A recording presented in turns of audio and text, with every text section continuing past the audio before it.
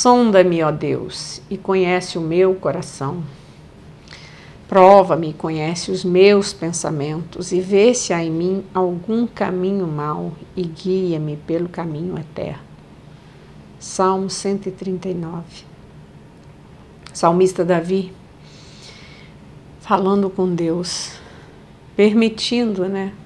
Porque a gente tem que permitir Deus sondar nossos corações. Ver quem nós somos. Você se conhece bem? Você sabia que o autoconhecimento é algo espetacular, porque 80% dos problemas que acontecem nas instituições, nas empresas, em área de trabalho, até mesmo na igreja, elas estão relacionadas com dificuldade nos relacionamentos das pessoas, em problemas emocionais. Então há uma necessidade enorme de você se conhecer. O autoconhecimento é muito importante. Jesus mostra para Pedro quem ele é, quando ele diz assim, Simão, filho de Jonas. Aí Jesus está mostrando para Pedro a paternidade dele, o pai dele, e ao mesmo tempo, quando eu sei de onde eu vim, quem são meus pais, como são meus pais, eu tenho uma identidade, né?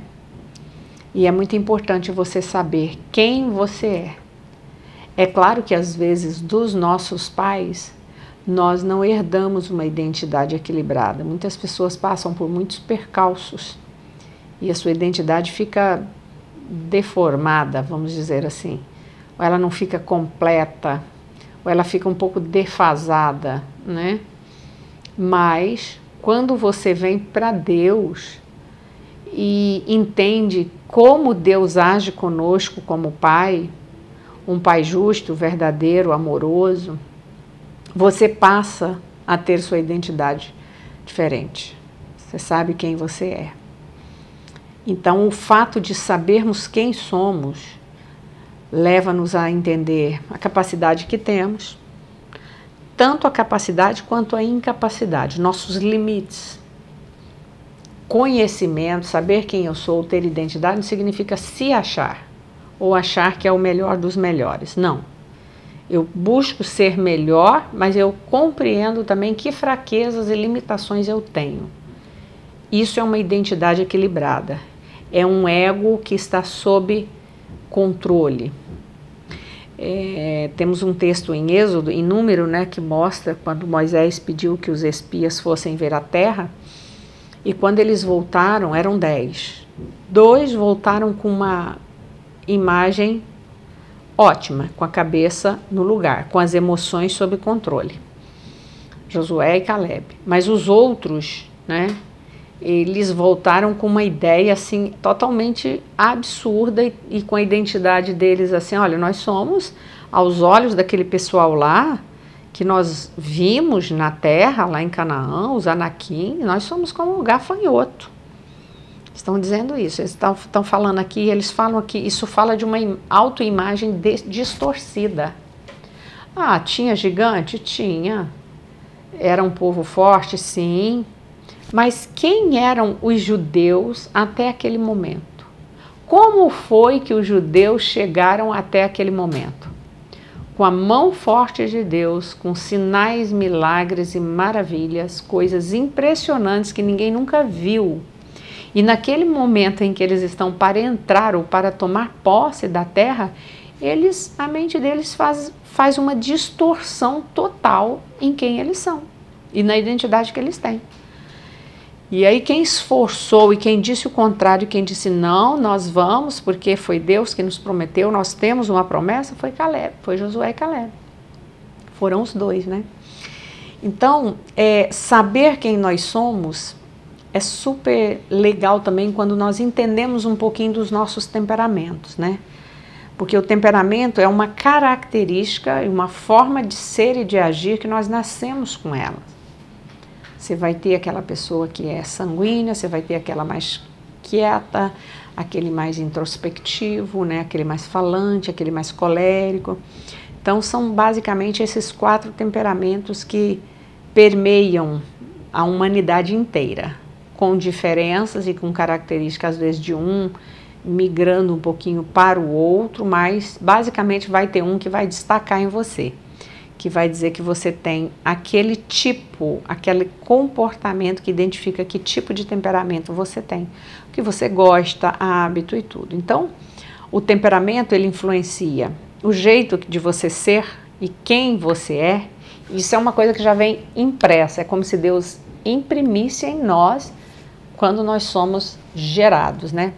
Tem um pouco também dos nossos pais, o ambiente também nos forma, né? Nos molda, mas nós temos características que nascemos com elas, de gosto, de habilidades, né? Como você faz as coisas, o cuidado com a casa, seus hábitos de estudo, né? O seu tipo de letra. O temperamento, ele influencia tudo isso. Então, a capacidade de lidar com as nossas emoções, o que é tão falado hoje da inteligência emocional, né? Ela tem um triângulo aí que com as três faces são o seguinte: habilidade, atitude e conhecimento. Só que a habilidade e a atitude, bom, habilidade, você nasce com habilidade para algumas coisas, mas você precisa, para concretizar isso, da atitude. E habilidade e atitude, vamos botar numa percentagem de 100%, é 85% habilidade e atitude, e o conhecimento é 15%. Então, olha como é que é importante nós conhecermos nosso temperamento, termos uma identidade bem formada, compreender quem nós somos, buscar o conhecimento de quem nós somos e da capacidade que temos. Às vezes a gente tem uma habilidade para determinada coisa, nós gostamos de determinada coisa, mas a gente precisa ter atitude de buscar uma capacitação para aquilo. Senão aquela habilidade ela não vai ser colocada em prática, né?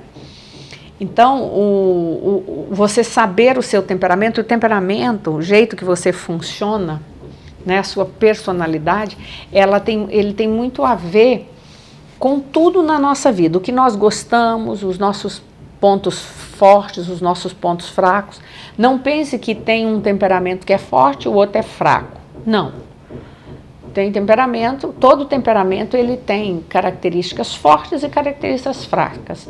Ele tem virtudes e tem defeito, né? Então, por exemplo, o sanguíneo é aquela pessoa que é uma festa todo dia, né? O tempo está nublado, tá bom para ele, o tempo tá de sol, tá bom para ele tem uma motivação para o sol, outra para a chuva e para os dias nublados, né? Se as coisas estão difíceis, ele ajuda, ele quer sair dali, né? Esse é o sanguíneo. Ele é falante, ele é impulsivo, ele é entusiasta, ele é compreensivo, é amigável. Essas são as partes boas do sanguíneo, né? Agora, como eu disse, todo temperamento tem as partes negativas, né? O sanguíneo, ele tem uma coisa, ele é aquela pessoa que gosta de estar em tudo. Então, com isso, ele acaba, às vezes, marcando 5 coisas ao mesmo tempo. E depois ele não consegue realizar. Chega atrasado, está pronto para a festa, mas sempre chega atrasado na casa dos amigos. É claro que tem sanguíneo que ele consegue se disciplinar. E ao se disciplinar, ele pode mudar essa característica aí, pode errar menos, né? Mas é uma das características dele. É indisciplinado, é egocêntrico, é exagerado, é emocionalmente instável. Então, essas são as características do sanguíneo, né? É uma pessoa que tem necessidade de expressar sentimento, ao invés de pensamentos reflexivos. Pensamento reflexivo é mais do fleumático, é mais do melancólico. Sanguíneo não, ele mostra, o sentimento dele é visível, ele não guarda assim, se ele está triste, ele está triste, se ele está alegre, ele está alegre, né? Ele é um bom ajudador, é amigo nos momentos difíceis, né?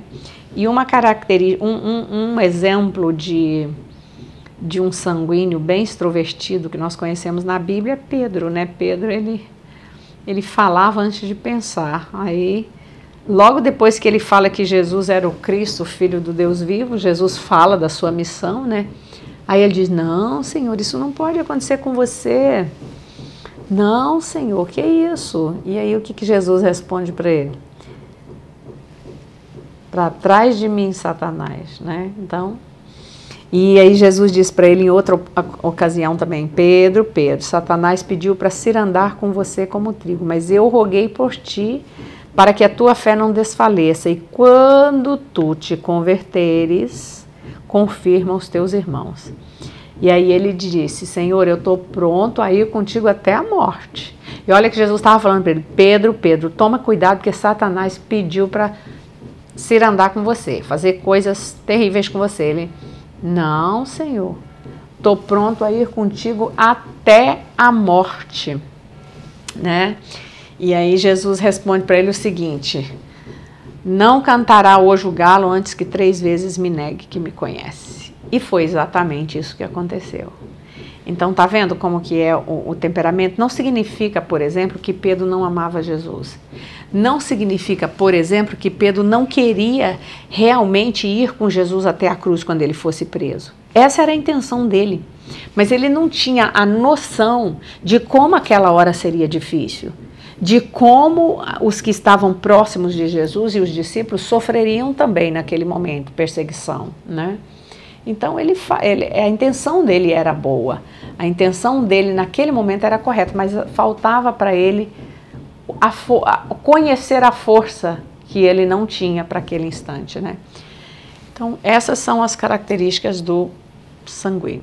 Desafios para os extrovertidos. Falar menos, anotar mais, focar naquilo que começa, esforço para terminar as coisas. O sanguíneo, normalmente, ele não tem força para terminar.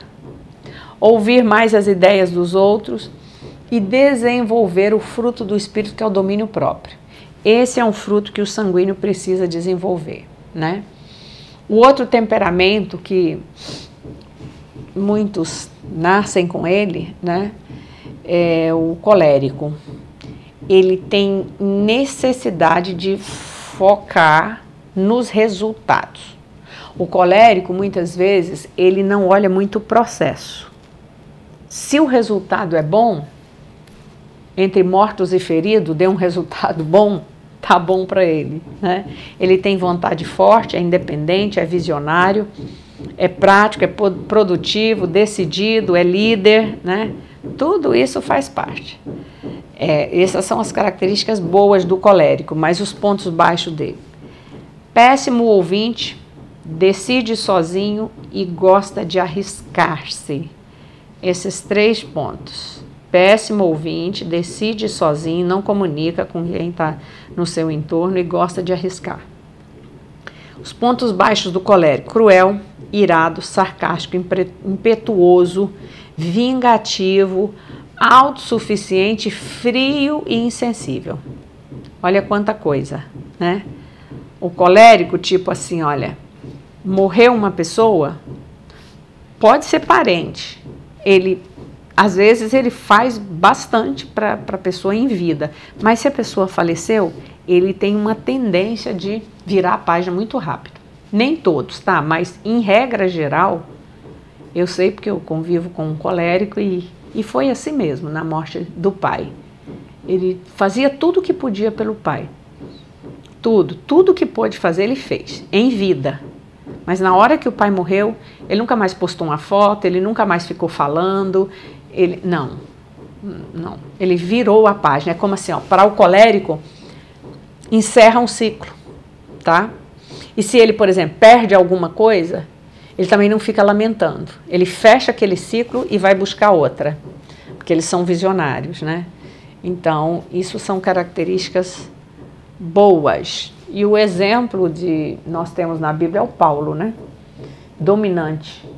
Tem que atentar para não achar que a dependência dele é sinônimo de fraqueza.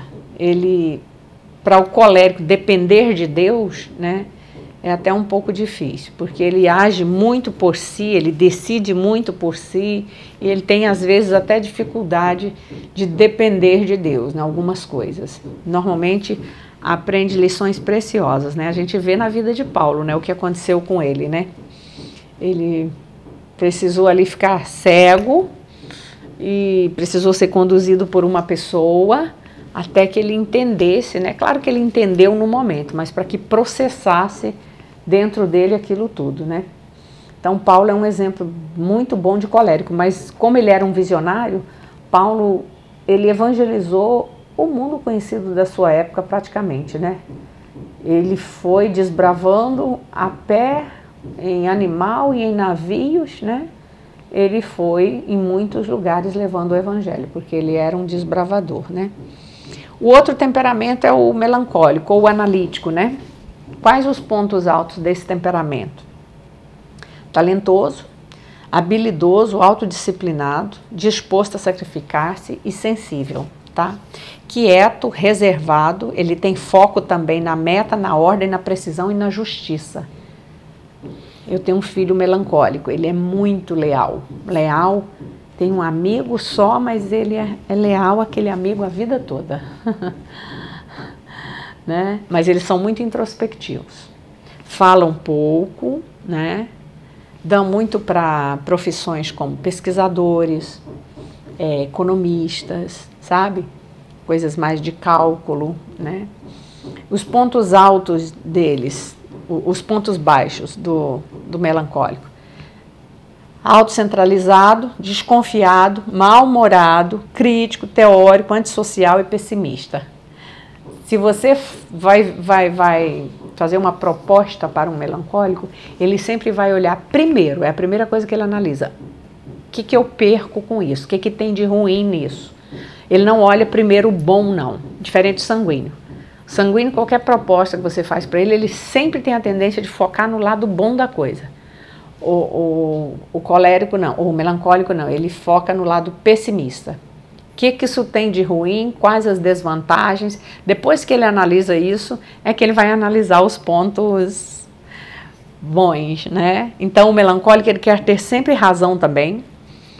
Não discuta com ele se você não tiver um argumento bom, porque ele vai te vencer no argumento. Eles são duros em mudar de opinião, tá? Então, as mentes, as profissões para esse tipo de temperamento se encaixam muito bem.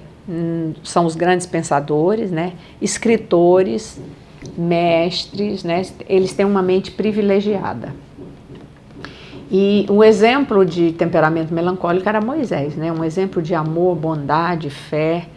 São virtudes que o analítico tem que estar atento para desenvolver. E estas virtudes equilibram os pontos fracos dele, né? Que é a autoconfiança, pessimismo e o perfeccionismo. E o último temperamento é o fleumático ou paciente. É o temperamento com facilidade para se relacionar com os demais. É equilibrado, tem bom senso, é calmo, porém precisa ser incentivado para que as coisas aconteçam. Não se arrisca em qualquer projeto, pensa muito antes de decidir qualquer coisa. Esse é o meu temperamento. Calmo, quieto, digno de confiança, objetivo, diplomata, sempre procuro ver os dois lados, nunca olho para um lado só. Eficiente, organizado, prático e cheio de humor. Quais são os nossos pontos fracos dos fleumáticos?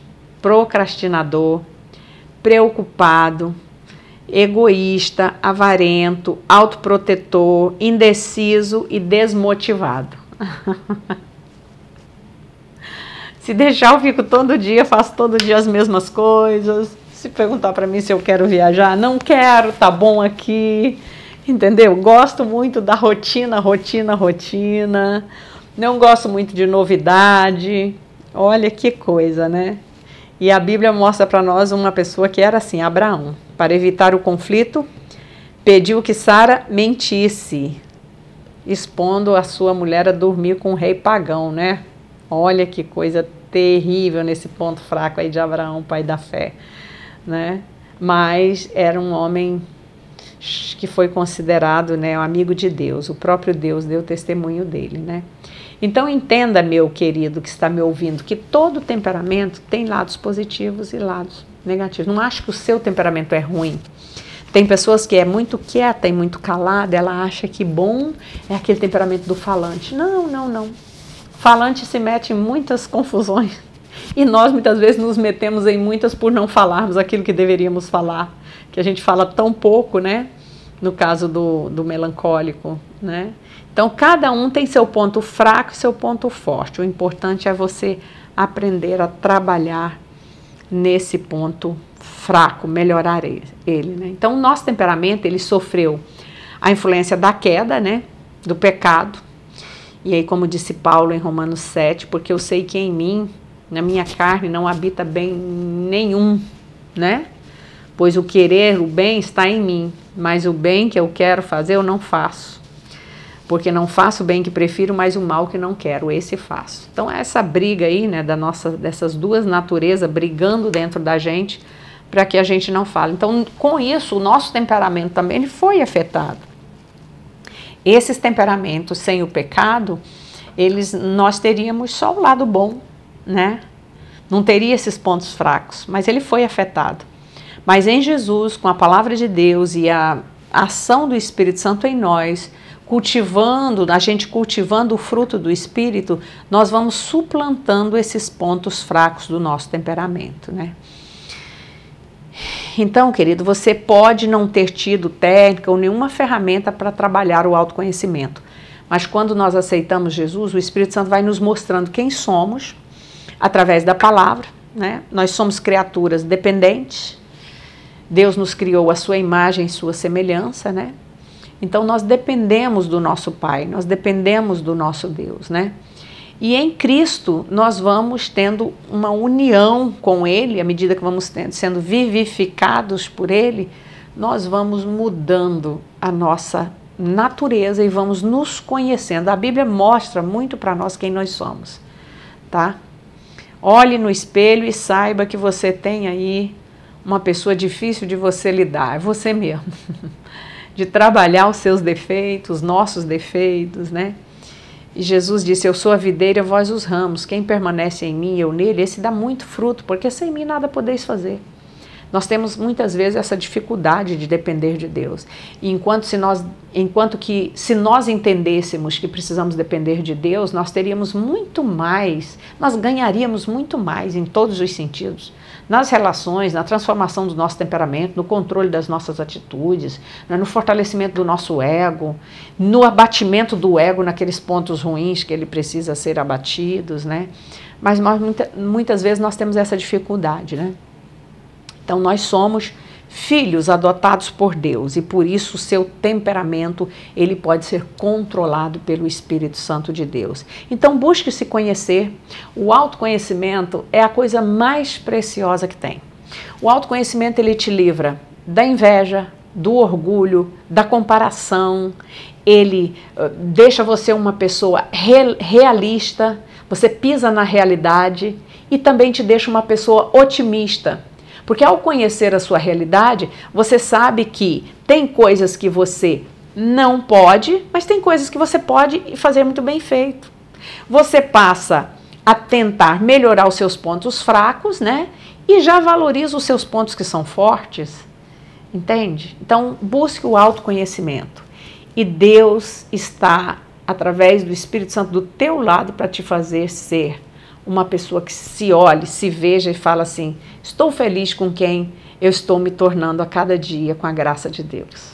Deus te abençoe. Curta esse vídeo, compartilhe, se inscreva aí no canal, ative o sininho para você receber, tá bom? Deus te abençoe.